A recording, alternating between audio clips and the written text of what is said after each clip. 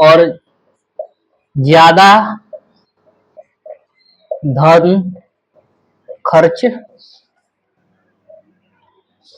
होता है। ठीक है, और इसी कारण एग्जाम्पल देख लीजिए, जनसंख्या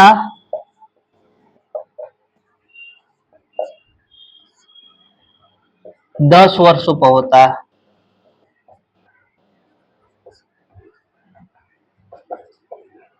अभी वर्तमान में 2011 के ही सेंसस पर काम चल रहा है।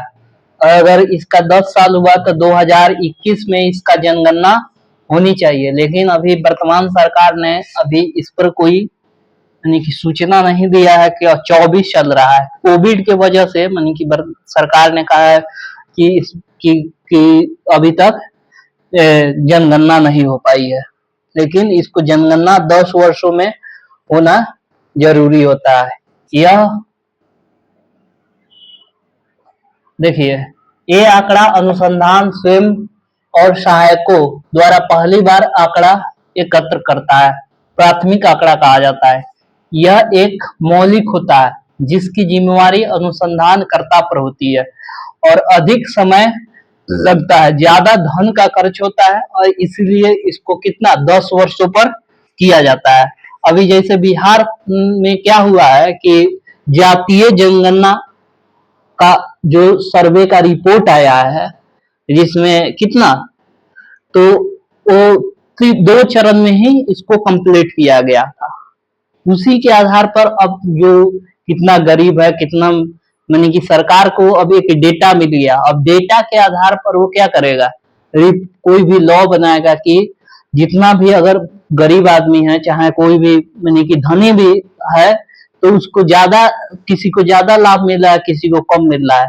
तो इसी चीज के लिए हम लोग डाटा का कलेक्शन करते हैं और डाटा के आधार पर रिपोर्ट भी आपको और रिपोर्ट भी तैयार हो जाता है और इसी रिपोर्ट के माध्यम से पूरा आपका सिस्टम को नीचे तक उसको कैसे लाना होता है, यही यानी कि सांख्यिकी का जो डाटा का उपयोग होता है। तो ये सारा जो जो हम लोग जनसंख्या होता है, ये सारा किस में आ जाएगा, प्राथमिक डाटा होता है। इसमें अधिक समय लगता है और ज्यादा धन खर्च होता है।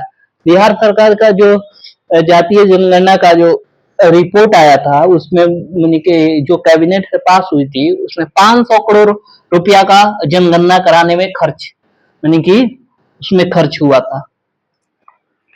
उसके बाद डाटा आता है और इस डाटा में सबसे ज्यादा यानी कि जो पॉलिटिकल पार्टी होती है, इस चीज का फायदा सबसे ज्यादा उठाती है।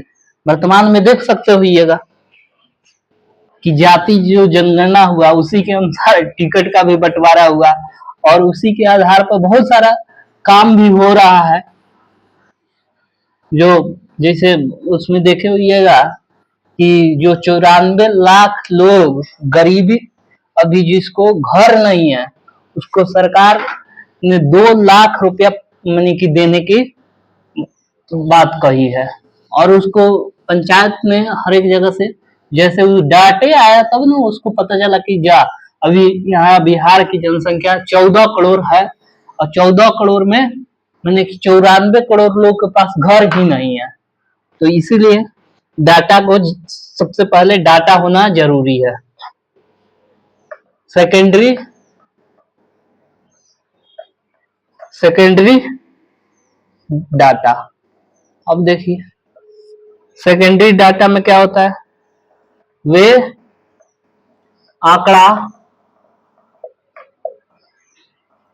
जो अनुसंधान पर अनुसंधान करता पहली बार एकत्र करता है, उसका उपयोग व्यक्ति, संगठन या संस्था संस्थान अपने उपयोग में लाता है, ऐसे आंकड़ा को द्वितीय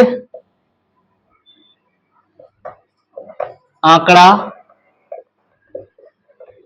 या द्वितीय सम्मक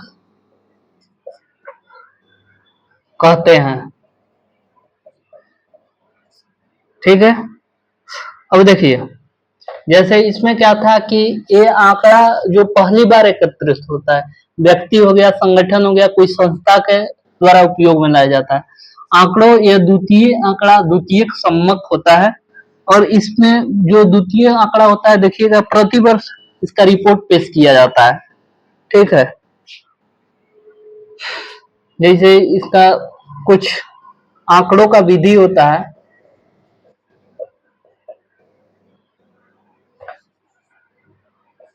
आंकड़ा संग्रह की विधियां, ठीक है, इसमें दो टाइप का होता है, प्राथमिक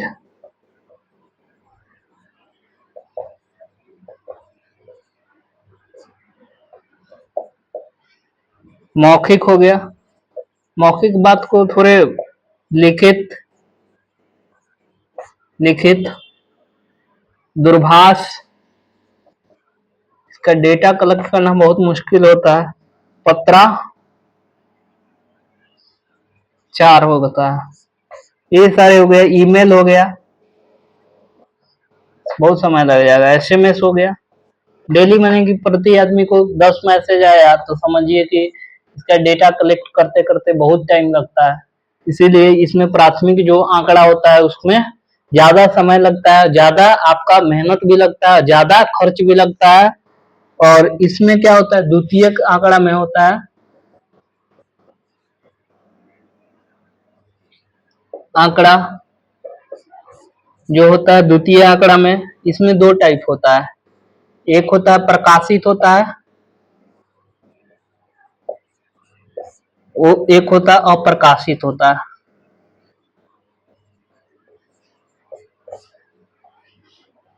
जैसे देखिएगा, प्रकाशित का मतलब होता है सरकारी प्रकाशन होता है, प्रकाशन। उसके बाद अंतर्राष्ट्रीय, राष्ट्रीय, कार्यालय, निजी, समाचार पत्र, ये सब आ जाएगा। इसमें हो जाएगा वेबसाइट, सर्च इंजन, शोध संस्था,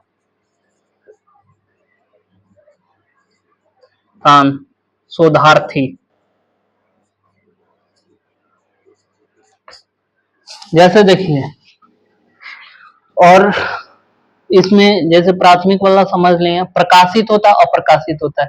जैसे कोई सरकारी रिपोर्ट आएगा, भारत सरकार के ही देख लीजिए, नीति आयोग का रिपोर्ट प्रति वर्ष आता है, चाहे यूएन का जो रिपोर्ट आता है उसमें भी प्रति वर्ष आता है, चाहे कोई कार्यालय का जो रिपोर्ट आ जाता है, कोई निजी संगठन का रिपोर्ट आता है, तो ये सारा रिपोर्ट माने कि प्रति वर्ष प्रकाशित होता है, इसमें टाइम नहीं लगता है कुछ।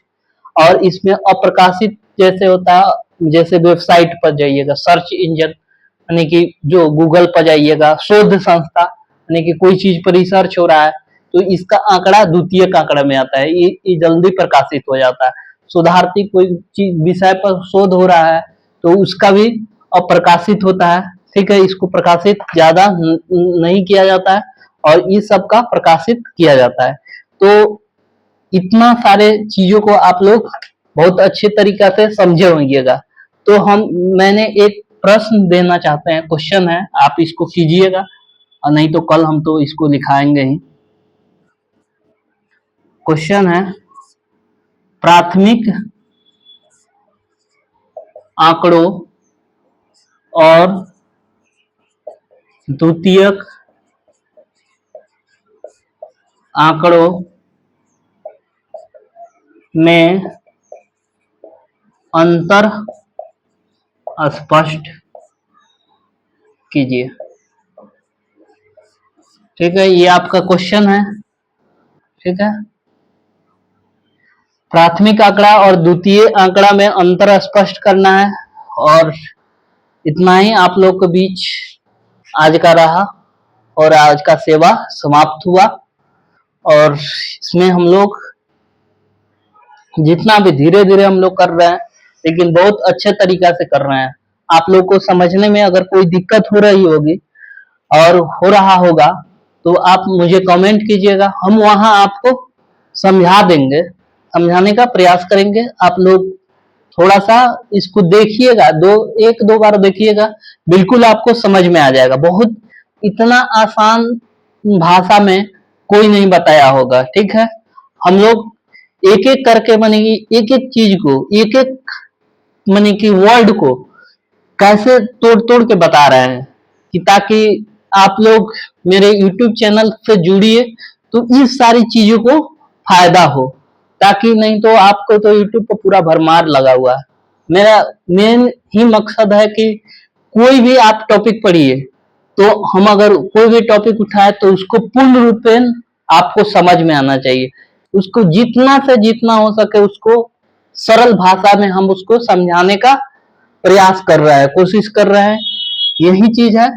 और ठीक है, तो इतनी सारी आज हम लोग, एक बहुत खुशी की बात है, मेरा एक जो आज इस प्लेटफॉर्म का जो हम लोग शुरुआत किए थे, लेट्स लर्न विथ विकास, और मैं ये और टेलीग्राम चैनल पर लेट्स लर्न विथ विकास, आज उसमें उसी ग्रुप की एक लड़की जो है आज दरोगा का जो दौर था वो क्वालिफाई की हुई है। और मुझे पूर्ण आशा है कि वो फाइनल सिलेक्शन में भी कंप्लीट करेगी और उसका अच्छा खासा नंबर है जो लड़कों के नंबर के कंपैरिजन में के इक्वल है। ठीक है, उस मनीषा कुमारी नाम है और उसको बहुत बहुत धन्यवाद। और आगे भी अपने जीवन में आगे बढ़ते रहे, ताकि हम यही कामना करेंगे और वो दरोगा बनी और उसके बाद डीएसपी बने, आईपीएस बने और अपने परिवार का, अपने समाज का नाम रोशन करे। ठीक है, आपको बहुत बहुत धन्यवाद।